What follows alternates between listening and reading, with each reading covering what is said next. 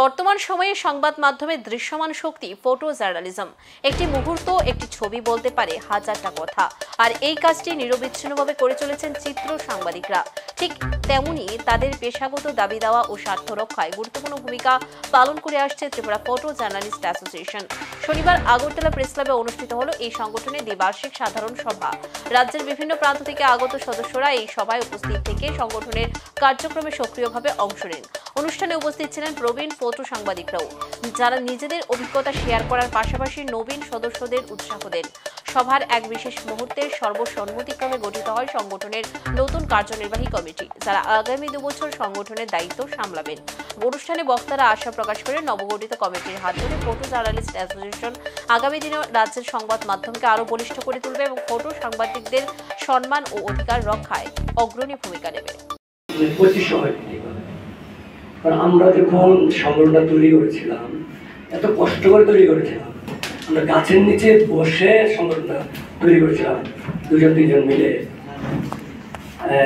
তারপর দেখা গেল যে আমরা কত কষ্ট, কত মার খাচ্ছি, কত জায়গাতে গিয়ে তবু সংগঠন তৈরি করতে পারছি না। কারণ তখন ফটো জার্নালিস্ট অ্যাসোসিয়েশনে সদস্য করার মতন চিত্র সাংবাদিককে পাওয়া যাচ্ছে না। তারপর আপনার যারা প্রিন্ট মিডিয়াতে আছে তারাও সেরকমভাবে আমাদেরকে সহায়তা করতো না, যার জন্য এই সংগঠন তৈরি করতে আমরা ভীষণ কষ্ট পেয়েছি। এটা আমরা আমি তো পিছন দিয়ে গেলে দেখা যাচ্ছে আমরা 1995 থেকে 1995 থেকে চেষ্টা চালিয়ে যাচ্ছিলাম। 2000-এ গিয়ে এটা পূর্ণাঙ্গ রূপ ধারণ করেছে। কিন্তু আজকে এত সদস্য সংখ্যা থাকা সত্ত্বেও আমাদের উপস্থিত সংখ্যা এত কম, ভীষণ কষ্ট লাগছে দেখে। এবং ছোট ভাইয়েরা সবাইকে আমার প্রণাম ও শুভেচ্ছা রইল। আজ একটি দিনে আমরা সবাই এই ছাদের নিচে মিলিত হই, যদিও সবারই কর্মব্যস্ততার মধ্যে সবাই যে যার কাজে ব্যস্ত আছে। এর মধ্যে যারা উপস্থিত হয়েছেন তাদেরকে বিশেষভাবে ধন্যবাদ। টিপিজিএ এই নামটি আমাদের এই ফটো জার্নালিস্ট অ্যাসোসিয়েশন, এটার উচ্চারণ আমরা খুব গর্বের সাথেই করে থাকি।